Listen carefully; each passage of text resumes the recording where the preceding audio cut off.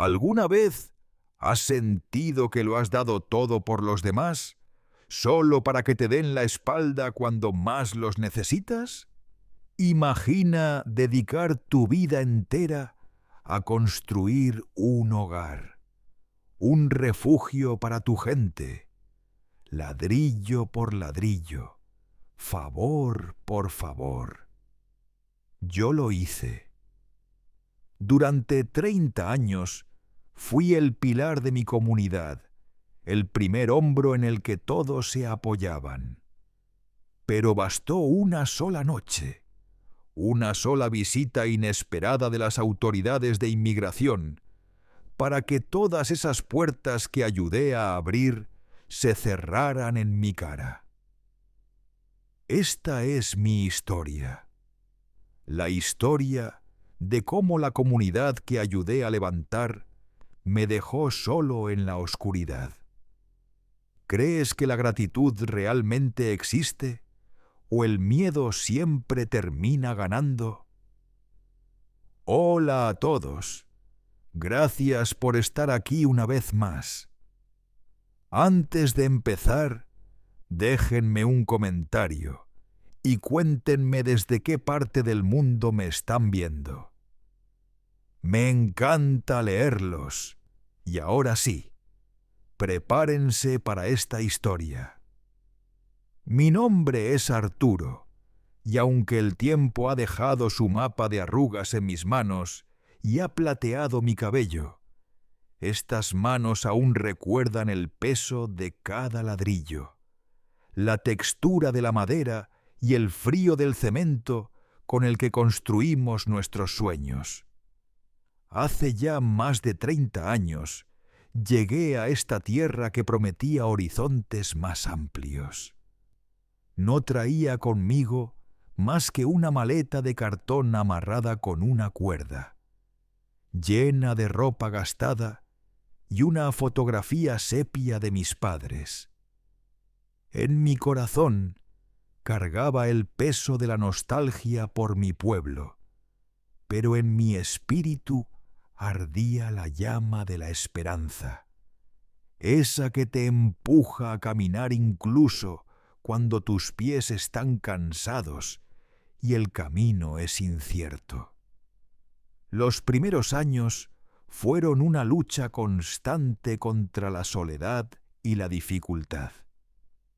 El idioma era una barrera que me hacía sentir mudo y torpe, y el trabajo, cuando lo encontraba, era extenuante, de sol a sol, en oficios que nadie más quería. Vivía en un pequeño cuarto alquilado, cuyas paredes delgadas dejaban pasar el frío del invierno y el murmullo de las vidas ajenas. Muchas noches, mi única cena era un trozo de pan y un vaso de agua, pero nunca perdí la fe. Sabía que cada sacrificio era un escalón más hacia un futuro mejor. Fue en esa soledad, en esa lucha diaria, donde nació mi promesa. Si alguna vez lograba establecerme, dedicaría mi vida a asegurar que nadie que viniera después de mí tuviera que sentirse tan desamparado como yo me sentí. Y con el tiempo, el trabajo duro dio sus frutos. Pasé de ser un peón en la construcción a aprender el oficio, a convertirme en un carpintero respetado. Ahorré cada centavo, no para lujos, sino para tener la seguridad que nunca tuve. Pero mi verdadera riqueza no estaba en el banco, sino en las relaciones que empecé a forjar.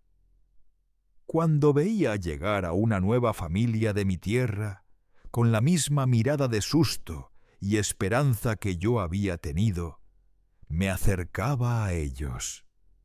Les ofrecía una palabra de aliento en nuestro idioma. Les ayudaba a encontrar un techo, un trabajo, a entender los trámites y las costumbres de este nuevo mundo. Mi pequeño apartamento se convirtió en una estación de paso, un primer refugio para incontables familias. Recuerdo a los hermanos Castillo, que durmieron en mi sofá durante 2 meses hasta que encontraron un lugar propio. Hoy tienen una pequeña empresa de jardinería y 3 hijos que ya van a la universidad. Recuerdo a Elena, una madre soltera que llegó con su bebé en brazos, a quien ayudé a encontrar un trabajo limpiando oficinas por la noche para que pudiera cuidar de su hijo durante el día.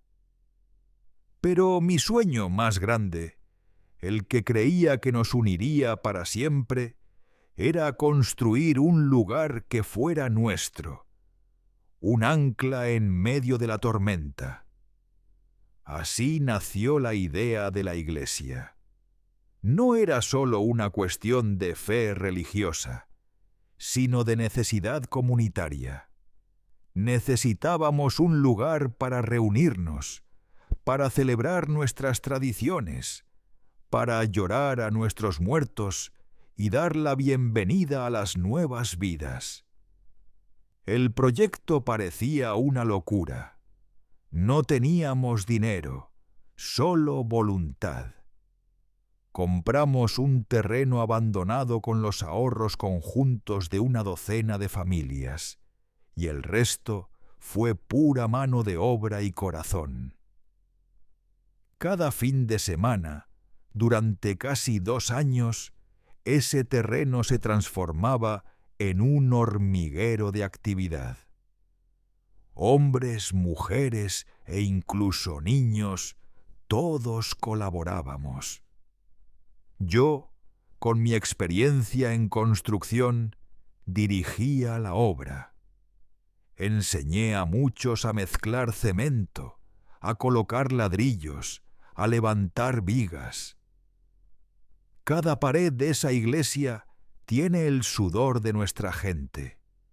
Recuerdo las jornadas bajo el sol ardiente, compartiendo botellas de agua y tortillas que las mujeres preparaban en grandes ollas comunitarias.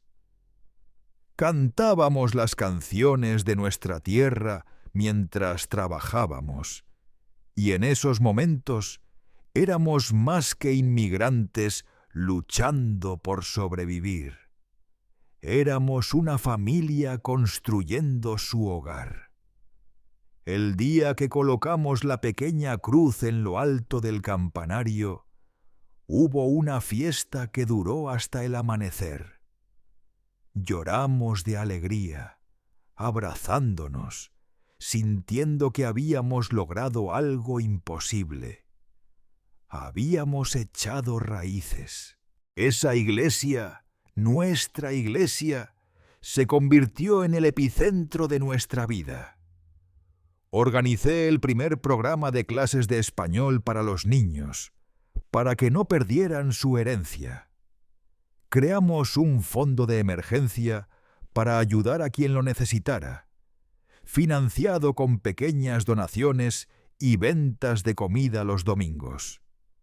Si alguien enfermaba, nos turnábamos para cuidarlo.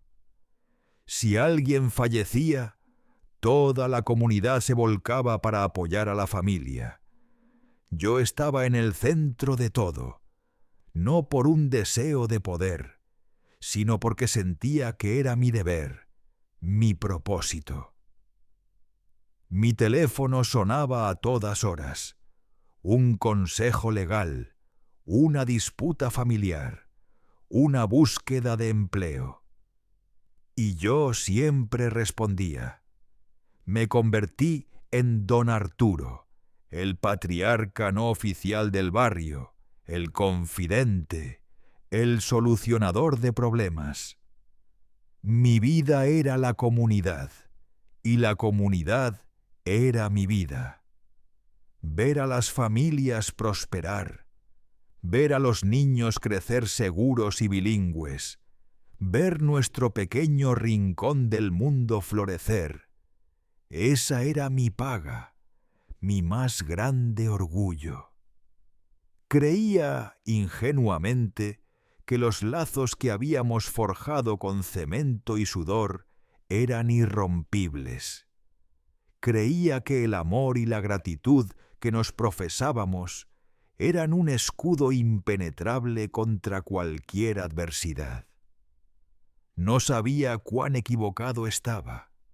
La tarde de aquel martes había comenzado como cualquier otra, teñida de la familiaridad que da la rutina. El aire olía a la combinación del asfalto caliente después de una breve llovizna de mediodía y el aroma dulce y reconfortante del pan que escapaba de la panadería de los Mendoza. Desde el porche de mi pequeña casa observaba la vida del barrio fluir con su ritmo habitual. Los niños de los Vázquez jugaban un partido de fútbol improvisado en la calle, usando 2 piedras como portería, y sus gritos de alegría eran la banda sonora de nuestra cotidianidad. Doña Carmen regaba sus rosales con una dedicación casi religiosa, mientras intercambiaba chismes con su vecina al otro lado de la cerca. Yo estaba lijando una pequeña silla de madera, un encargo para el nieto de los Ramírez que estaba por cumplir su primer año. Era una tarde pacífica, una de esas tardes que te hacen pensar que todo está bien en el mundo, o al menos en tu pequeño rincón de él. Pero la paz es a menudo un cristal frágil, y ese día estaba a punto de hacerse añicos. La primera señal fue sutil, casi imperceptible. Fue un cambio en el sonido ambiente. La música de cumbia, que siempre salía a todo volumen de la casa de los Soto, se cortó de repente.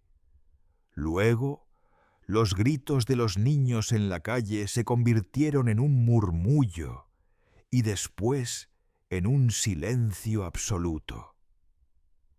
Levanté la vista de mi trabajo, extrañado. Fue entonces cuando las vi, al final de la calle, girando lentamente en la esquina.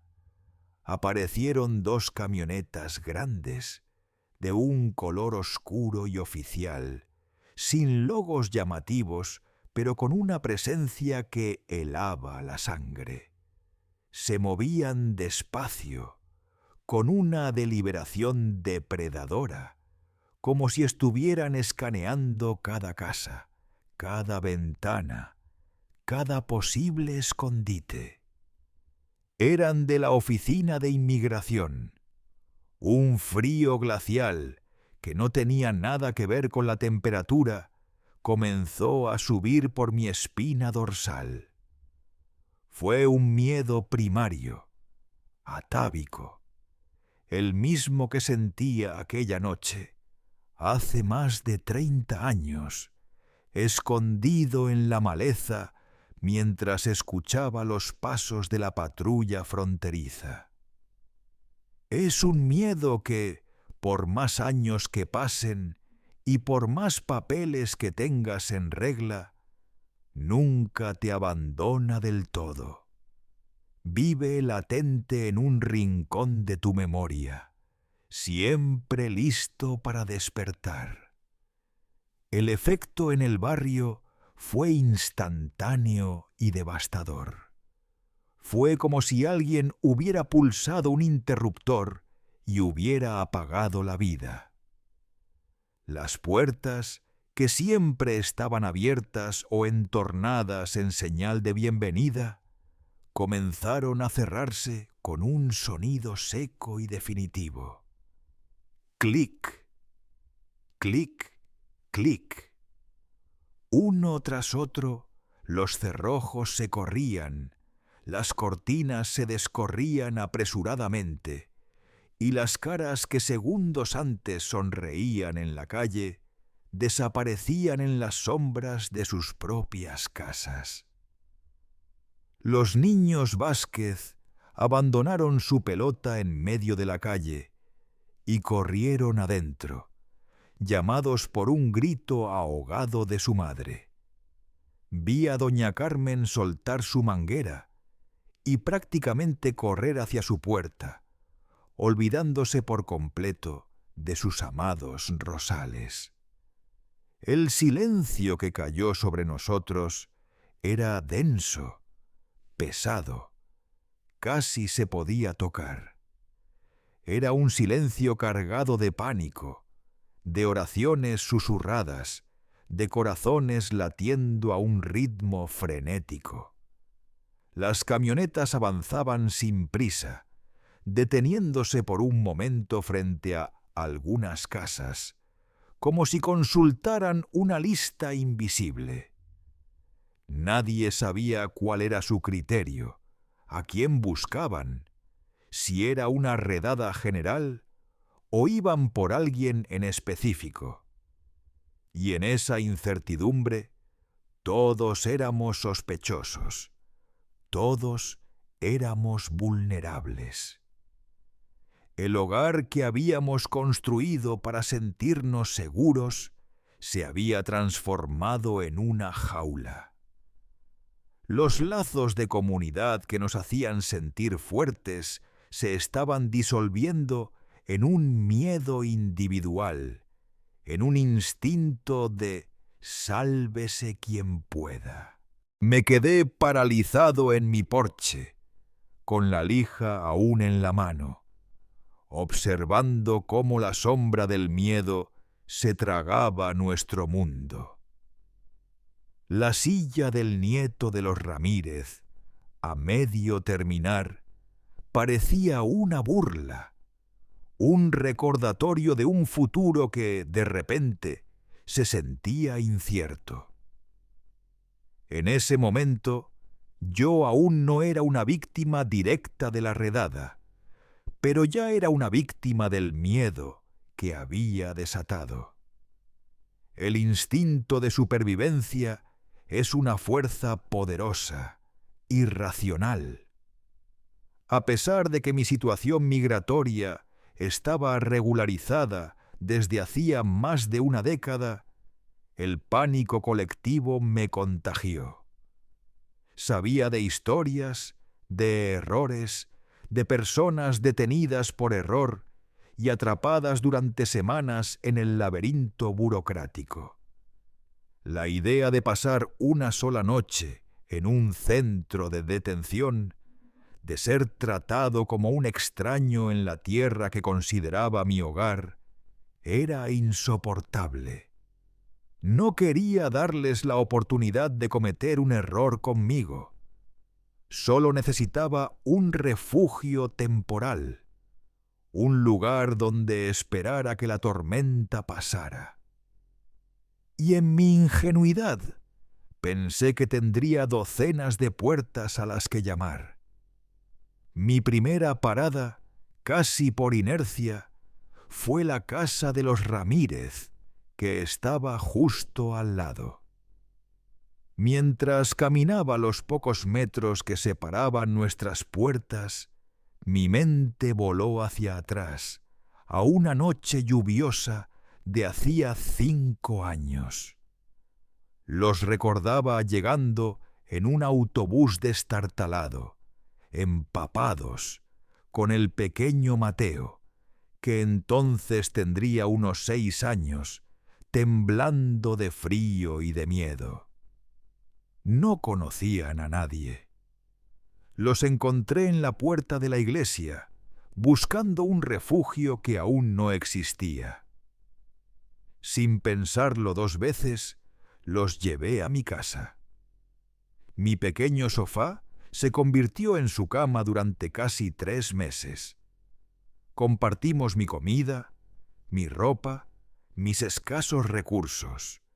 Les ayudé a encontrar trabajo, a inscribir a Mateo en la escuela. Les di, literalmente, el primer ladrillo para que construyeran su nueva vida. Llegué a su puerta y toqué suavemente, casi con timidez. «Ramón, soy yo, Arturo», susurré, mi voz apenas un hilo. Escuché un movimiento rápido adentro, el sonido de pies descalzos sobre el suelo de madera, y luego un silencio sepulcral. Esperé, con el corazón en un puño.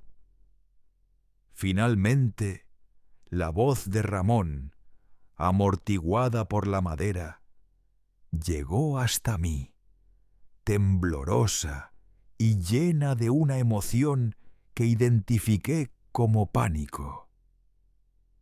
«Don Arturo, no podemos. Lo siento mucho. Tenemos a los niños. No podemos arriesgarnos». La puerta no se abrió. Sus palabras fueron como una bofetada de agua helada.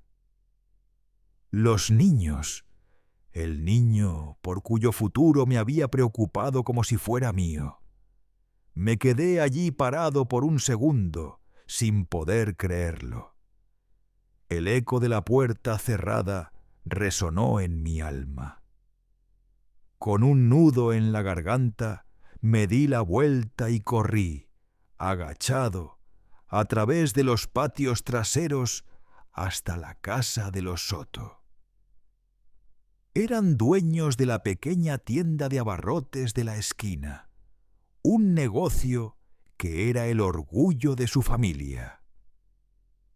Mi mente me llevó a una tarde calurosa en una oficina de préstamos. Recordaba a Carlos Soto, con el sudor perlando su frente, a punto de renunciar a su sueño, porque el banco le negaba el crédito inicial. Yo había estado allí. Puse mis propios ahorros, el dinero que guardaba para mi vejez, como garantía para su préstamo. Confié en él cuando nadie más lo hizo. «Esta tienda no es solo tuya, Carlos», le había dicho. «Es un servicio para toda nuestra gente». Cada vez que entraba a su tienda y lo veía detrás del mostrador, sonriente y próspero, sentía que su éxito era también el mío. Toqué la puerta trasera de su casa, la que daba al almacén de la tienda. «Carlos, Elena, soy Arturo, por favor».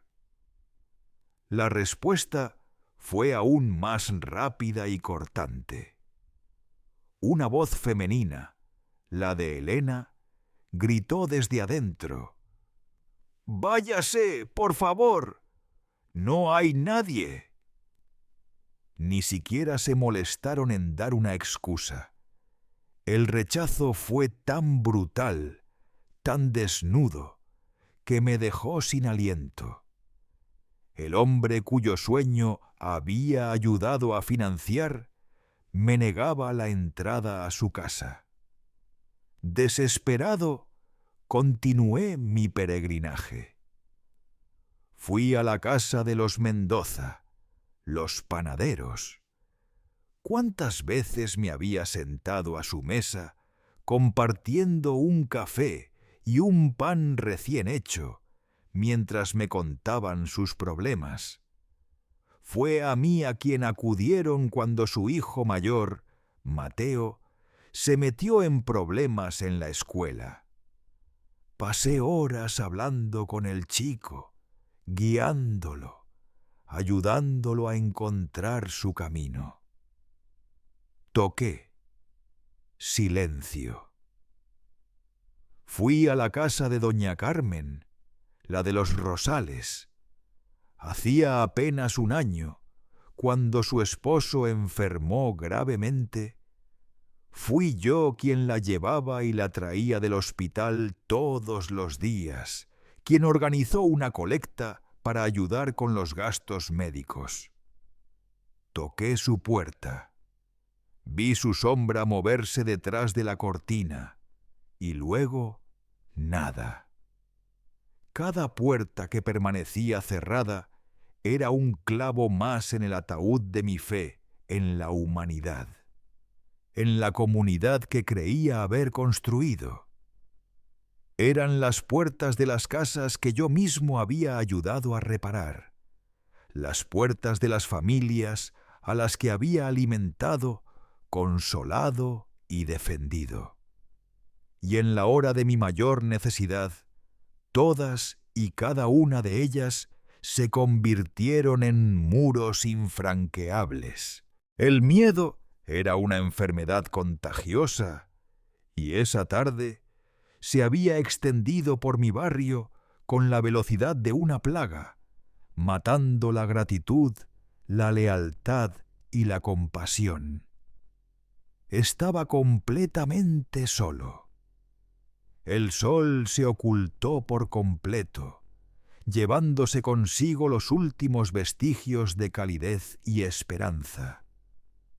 El cielo se tiñó de un azul profundo, casi negro, salpicado de estrellas indiferentes a mi drama terrenal.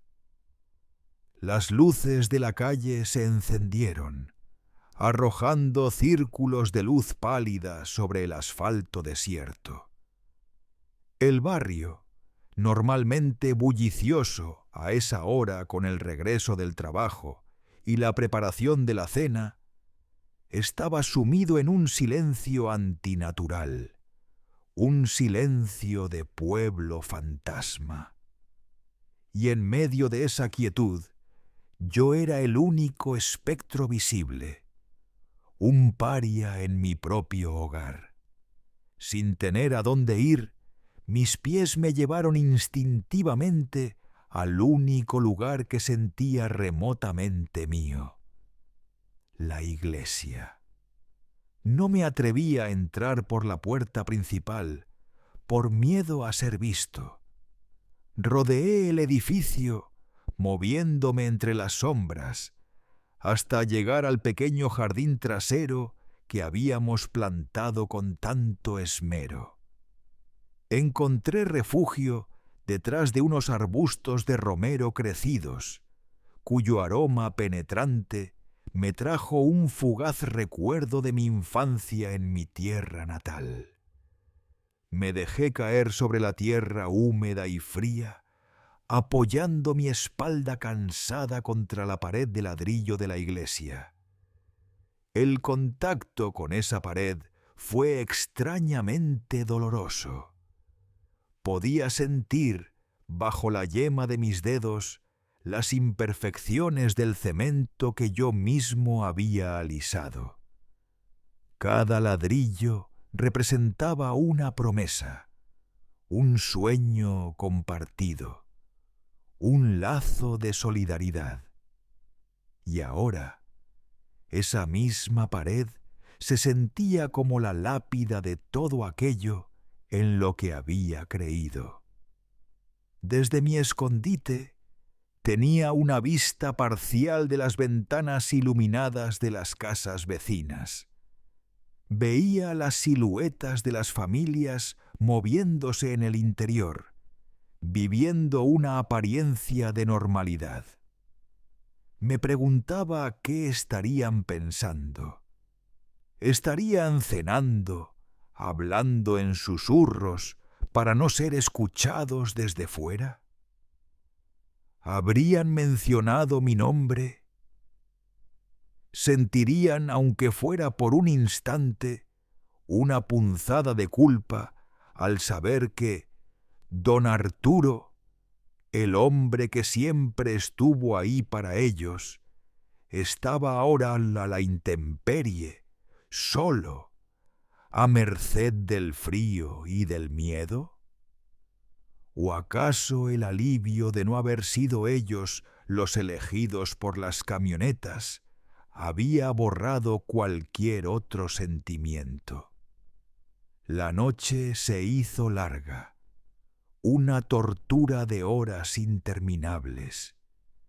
El frío se me metía en los huesos, un frío húmedo que me hacía temblar sin control. Pero era un frío externo, casi insignificante comparado con el hielo que se había instalado en mi corazón. Mi mente se convirtió en un torbellino de recuerdos y preguntas sin respuesta. Vi pasar, como en una película, los rostros de todas las personas a las que había ayudado a lo largo de 30 años. Recordé sus palabras de agradecimiento, sus abrazos, sus promesas de eterna gratitud. ¿Dónde está esa gratitud ahora?, me preguntaba. ¿Era todo una mentira? ¿Era la bondad simplemente una transacción, una moneda que solo tenía valor mientras no implicara un riesgo? Pensé en los cimientos que habíamos construido. Creía que eran de solidaridad, de lealtad, de amor al prójimo. Pero esa noche comprendí que los verdaderos cimientos de nuestra comunidad eran frágiles, construidos sobre el terreno inestable del miedo. Miedo a la deportación, miedo a perder lo poco que tenían, miedo a llamar la atención. Y mi presencia en sus puertas, mi simple petición de ayuda, se había convertido en un riesgo que nadie estaba dispuesto a correr. Yo, que había sido su escudo durante tanto tiempo, me había convertido en una amenaza. La amargura era un sabor agrio en mi boca. Sentí una profunda decepción, no solo hacia ellos, sino hacia la naturaleza humana misma. ¿Era este el final de mi historia? Un anciano temblando en la oscuridad, abandonado por todos aquellos a los que había dedicado su vida. Las lágrimas comenzaron a rodar por mis mejillas, calientes al principio, pero enfriándose rápidamente en el aire nocturno. No eran lágrimas de autocompasión, sino de una profunda y desoladora tristeza. Era el luto por una idea, el funeral de la comunidad que yo había amado y que, en el fondo, quizás nunca había existido realmente más allá de mi propia esperanza. La noche más larga de mi vida no fue una noche de peligro físico, sino una noche de completa y absoluta desolación espiritual. Las horas de oscuridad se arrastraron con una lentitud agónica, cada minuto marcado por el tic-tac imaginario de mi propio corazón y el temblor incesante de mi cuerpo. Finalmente, una línea grisácea comenzó a dibujarse en el horizonte, anunciando la llegada de un amanecer que yo no deseaba. La luz del día no traería consuelo, solo expondría mi humillación, mi soledad. Poco después del primer canto de un gallo a lo lejos, escuché el sonido que había estado esperando y temiendo: el motor de las camionetas poniéndose en marcha. Se fueron tan silenciosamente como habían llegado, dejando tras de sí un rastro de miedo y corazones rotos.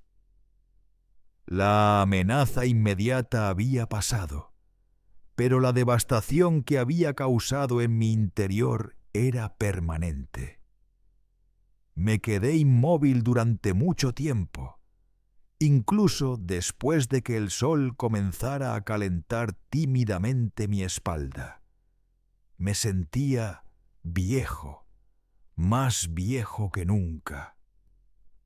El dolor en mis articulaciones era nada comparado con el peso que sentía en mi alma. Me sentía vacío, vaciado de toda la fe y el amor que había invertido en este lugar. Estaba reuniendo las pocas fuerzas que me quedaban para levantarme y marcharme, para caminar sin rumbo fijo, lejos de las ruinas de mi vida, cuando escuché el crujido de unas hojas secas a mis espaldas. Me tensé, esperando lo peor, aunque no sabía qué podía ser peor que la noche que acababa de pasar. Me giré lentamente y vi una figura que se acercaba con vacilación. Era Mateo, el hijo mayor de los Mendoza, los panaderos.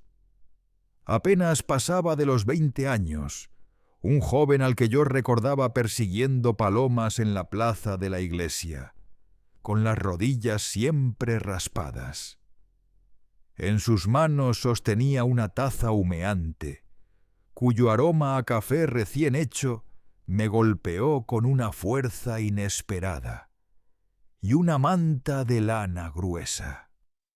Sus ojos, jóvenes y claros, estaban llenos de una profunda vergüenza. No podía mirarme directamente. Se detuvo a unos pasos de mí, como si temiera acercarse demasiado. «Don Arturo», dijo, y su voz se quebró. Tuvo que carraspear para continuar. «Lo vi todo anoche, desde mi ventana. Vi cómo todas las puertas se cerraban». Hizo una pausa, tragando saliva. «Mi padre, él, tuvo miedo. Todos tuvieron miedo. Encerró la puerta con llave y nos dijo que no hiciéramos ruido». Levantó la vista por fin y vi lágrimas brillando en sus ojos. Pero yo no pude dormir. No dejaba de pensar en usted, aquí afuera, en el frío. Pensaba en todas las veces que usted nos ayudó, en las veces que me dio consejos cuando era un tonto adolescente. Lo que hicieron, lo que hicimos todos, no tiene nombre. Es una vergüenza. Extendió la taza y la manta hacia mí. «No es mucho, pero, por favor, acéptelo». Tomé la taza con manos temblorosas, y el calor se extendió por mis dedos entumecidos. Era más que café. Era un pequeño faro de calor humano en medio de un océano de frialdad. Las palabras de Mateo no podían borrar la traición, no podían reconstruir la confianza destrozada, pero hicieron algo igualmente importante. Me demostraron que yo no estaba loco, que la bondad y la decencia no habían muerto por completo. Simplemente habían sido silenciadas por el pánico. En los ojos de ese joven no vi el miedo cobarde de su padre, sino una nueva conciencia, una semilla de algo diferente. Miré a Mateo y a través de él vi un atisbo de futuro.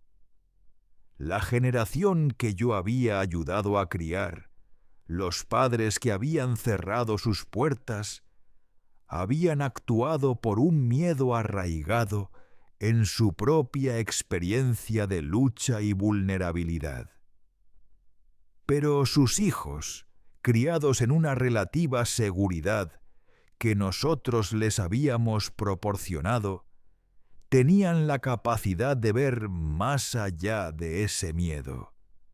Tenían una brújula moral que no estaba completamente rota. En ese instante tomé una decisión. Mi tiempo en esta comunidad había terminado. No podía quedarme en un lugar donde la gratitud era tan frágil. Pero no me iría con el corazón lleno de odio o amargura. Me iría con una nueva comprensión. Mi trabajo no había sido en vano. Mi legado no estaba en las paredes de la iglesia ni en la prosperidad de las tiendas. Mi verdadero legado era esa semilla de conciencia en el corazón de jóvenes como Mateo. Quizás mi propósito no había sido construir una comunidad perfecta, sino plantar árboles bajo cuya sombra yo nunca me sentaría.